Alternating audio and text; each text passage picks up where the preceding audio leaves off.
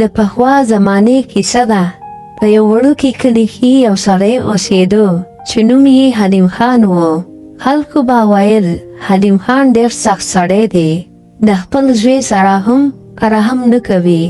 حلیم خان یو وړوکي کرونده لرله، خو زړه یې د کروندې نه هم تنګ و.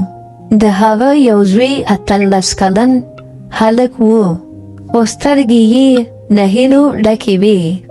احمد به هر سهار وختي پاڅېدو، اوبه به یې راوړې، څاوي به یې وتړل، خو بیا هم به د پلار غوسه پرې راښکته وه.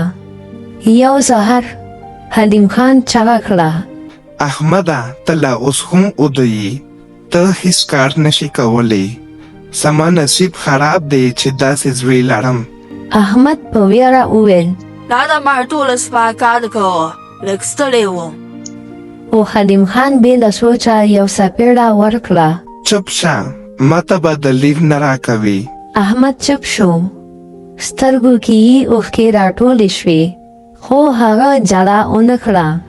هغه به تل له ځان سره ویل: یو ورځ به زه وښیم چې زه کمزوری نه یم.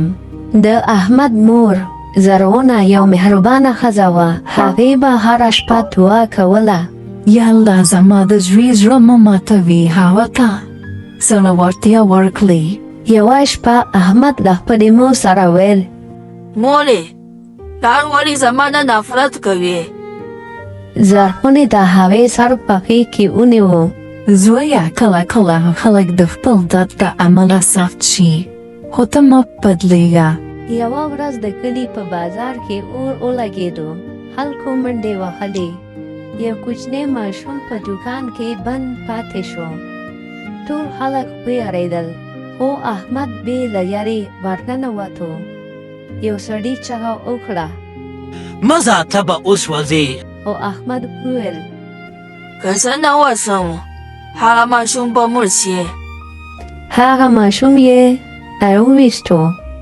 ټول کلی حیران شول. یو مشر وویل: دا هلک زړور دی، دا د خپل پلار په څېر نه دی. حلیم خان چپ و. په زړه کې یې څه وځایدل، خو لا غرور یې پاتې و. یوه شپه سخت باران و. سیلاب راغی. اوبه د حلیم خان کور ته رانږدې شوې. حلیم خان په اوبو کې بند شو. خلک ویرېدل. احمد چغه کړه: پلاره، زه راځم. مور یې چغه کړه: نه زویه، دا خطرناک دی. خو احمد وویل: که هغه هر څومره ظالم وي، هغه زما پلار دی. هغه ځان اوبو ته واچوه. ډېر په سخته یې پلار وویستو.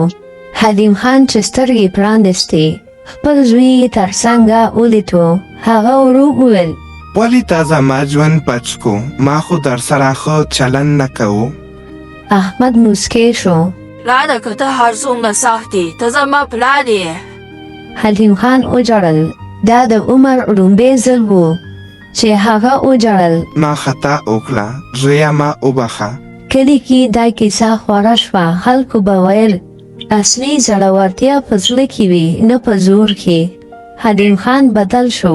هغه خپل زوی ښوونځي ته ولېږه او احمد یوه ورځ پرې سړی شو. نو خوږو کتونکو، ویډیو در سره لایک او چینل در سره سبسکرایب کړئ.